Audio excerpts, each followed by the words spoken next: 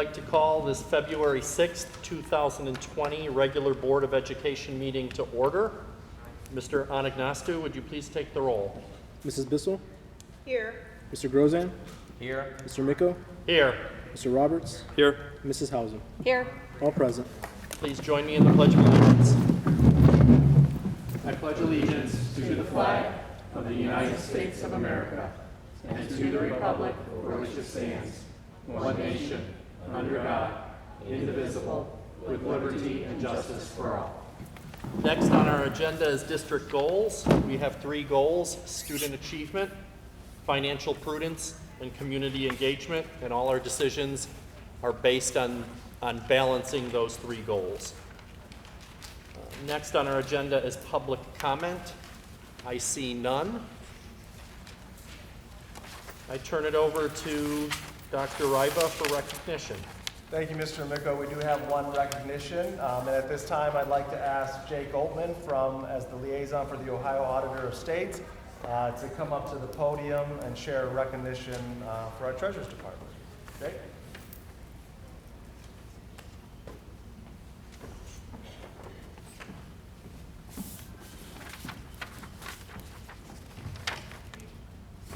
Hi there. I'm honored to be here tonight on behalf of Auditor of State Keith Baber to present the Strongsville City School District with the Auditor of State Award with distinction. It's important to note that of the almost 6,000 entities that we audit across the state, only about 4% of them are eligible for this award, so it's a very big deal, and it speaks to everybody in the district working together, from the board to administration, teachers, everyone who's involved, pulling together for making sure that you have the financial wellness here. It especially speaks to the leadership of Mr. Anagnostou and his team for keeping things moving forward. So again, on behalf of Auditor of State Keith Baber, congratulations.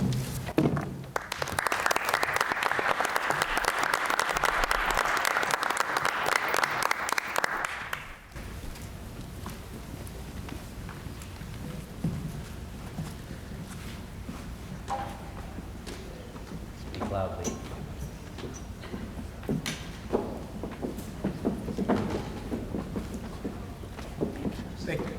Thank you, Jake. First and foremost, I would like to thank the Auditor of State's office for this recognition, as well as their staff for their professionalism and thoroughness when completing our annual audits throughout the years. Although this is the first year that the district received this award with distinction, this is something we strive for on an annual basis.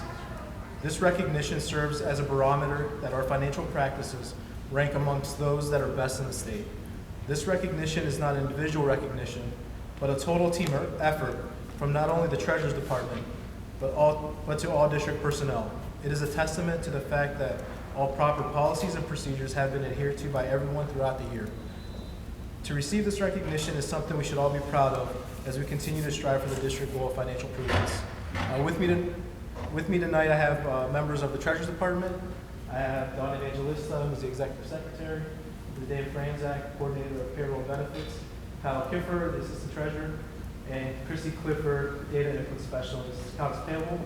And missing is Judy Jerkago, Data Input Specialist, Accounts Payable, and Joan Cahuth, Data Input Specialist, Payroll and Inventory. Again, it's a total team effort, and not just to my department, but to the entire district personnel. So this is something that we strive for on an annual basis and hope that we can continue throughout the year. So thanks again, Jake and our auditor's office.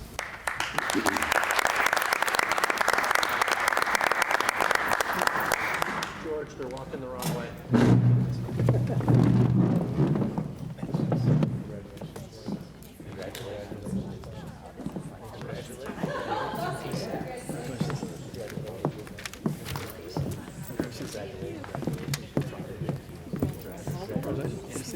Nice to see you.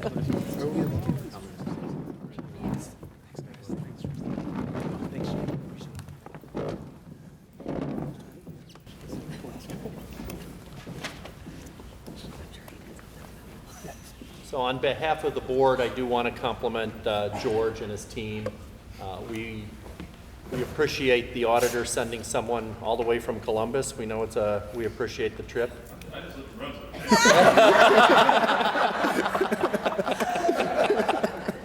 I was told Columbus. But it's important. Financial prudence is one of our 3 goals, and this is a nice way to represent us in the way we accomplish that goal. Sometimes the accounting can get boring, sometimes the accounting can get dull, but at the end of the day, it says a lot that the auditor comes in and makes sure that the public knows that it's accurate. And more than anything, I think knowing that it's accurate is very important. So I did want to publicly compliment not only George, but I'm glad he said that it was a team effort.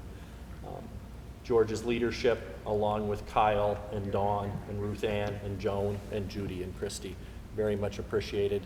We're proud of you. Congratulations. Thank you very much.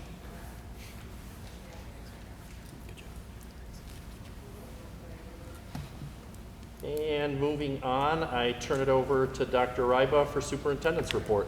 Thank you, Mr. Micko. And first up, we have Director of Operations Manager Steve Breckman with the Business Service Report for this meeting.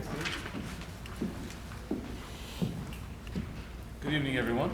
One item on the agenda for tonight. The item is that be it resolved upon the recommendation of the superintendent that the Strongsville Board of Education approves participation in the Ohio Schools Council School Bus Cooperative Bidding and Purchasing Program and authorizes the Ohio School Council to advertise and accept bids on said board's behalf per the specifications submitted for the cooperative purchase of 3 72-passenger conventional school bus chassis and bodies. So moved. Do I have a motion? Motion. Yes, sir. Second? Second. Motion by Mr. Grozan, second by Mrs. Hausum. Any discussion? I truly believe that a 72-passenger bus will limit the amount of buses running around. So I completely agree with Steve. No. Steve, how many do we have in the total fleet? 80 as of right now. And what is That our... includes spares as well. Right. And just for the public's knowledge, how often do we try to replace them? Right now, I just talked to Steve Vachon. We're getting between 15 and 18 years of worth out of them. And these 3 would replace. We have some that have been being held together with, their hard work, skill, and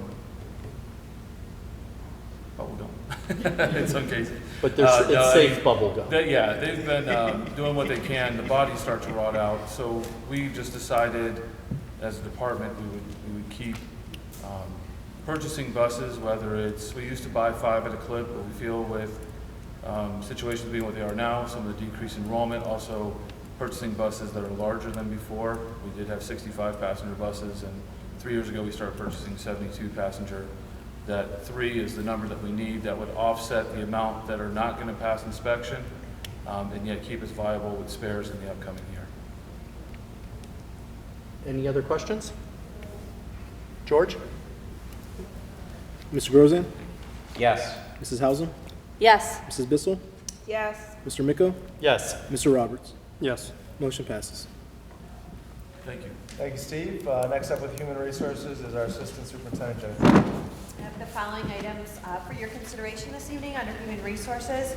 Under B1, the resignation of an administrative staff. Under B2, appointment for a certificated staff member. And finally, under B3, an appointment for a non-certificated supplemental contract paid upon completion. That concludes my report. And that concludes the Superintendent's report, Mr. Micko. Thank you, Dr. Ryba.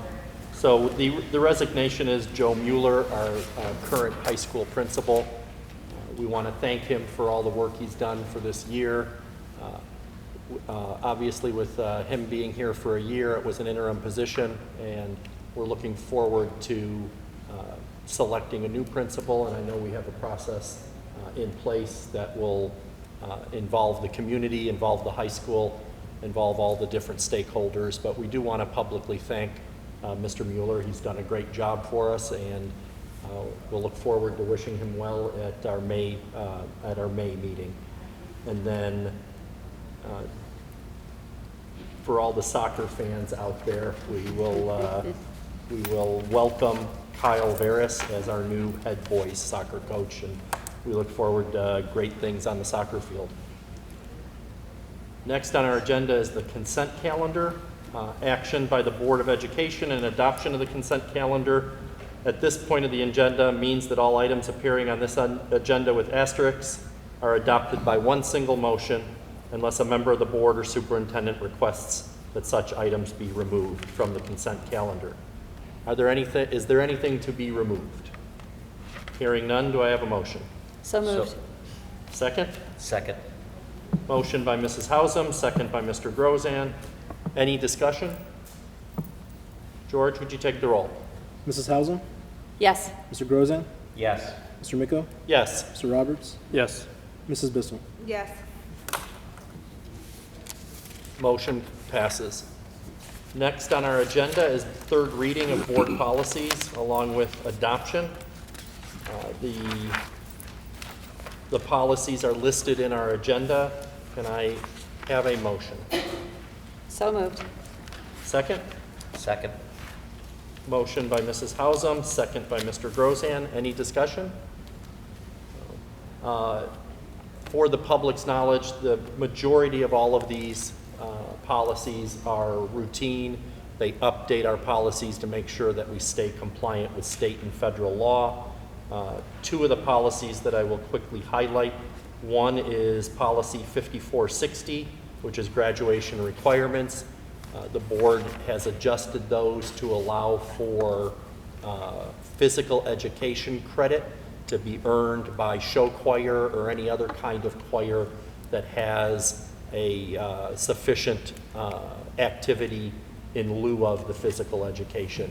It doesn't get you out of physical education. It recognizes that you're already doing quite a few things for that gym credit, so to speak, and so it allows you to have more time at the high school.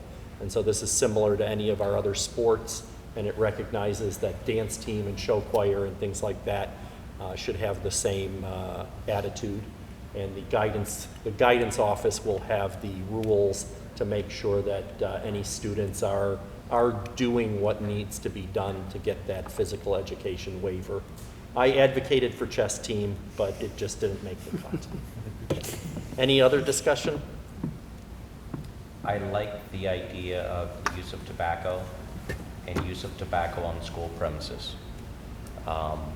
That is a very big concern for the entire district. Thank you, George. I will, to clarify, you don't like the use of tobacco.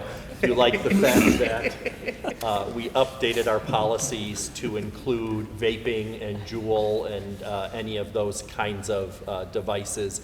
Those are also against our policy, and we will remain a smoke-free school district.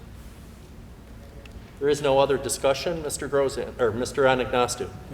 Mrs. Hausum, Yes. Mr. Grozan, Yes. Mr. Miko, Yes. Mr. Roberts, Yes. Mrs. Bissell. Yes. Motion passes. Board of Education Other. Do I have any Board of Education Other? Night of the races, February 22nd. February 22nd. Tickets are on sale now. You can go to the Boosters website and purchase them there. $45 a piece, or you can get a table for $320, and the table seats 8. Perfect. Thank you. And the other I wanted to bring up is we did discuss some changes to our board committee or board liaisons now that we have a full team on the board with Mr. Roberts. For everyone's consideration, I'd like to have the Finance Committee consider Seth Roberts and Laura Hausum. I'd like the Policy Committee to be considered Richard Miko and Michelle Bissell. Facilities will be George Grozan and Michelle Bissell, and Business Advisory Council will be George Grozan and Laura Hausum.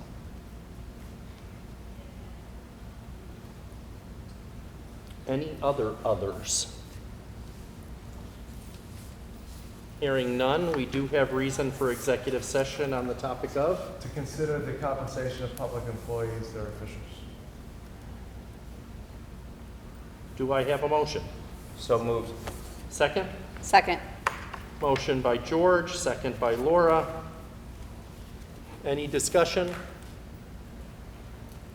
George, can you take the roll? Mr. Grozan? Yes. Mrs. Hausum? Yes. Mrs. Bissell? Yes. Mr. Miko? Yes. Mr. Roberts? Yes. Enter an executive session at 6:26. 6:26, we will enter an executive session. We have no any other business afterwards. I will announce that tonight is our PTA Founders Day dinner and meeting, and we look forward to participating in that and hearing all about all the great things that the different PTA volunteers do for our district. Thank you very much and have a nice evening.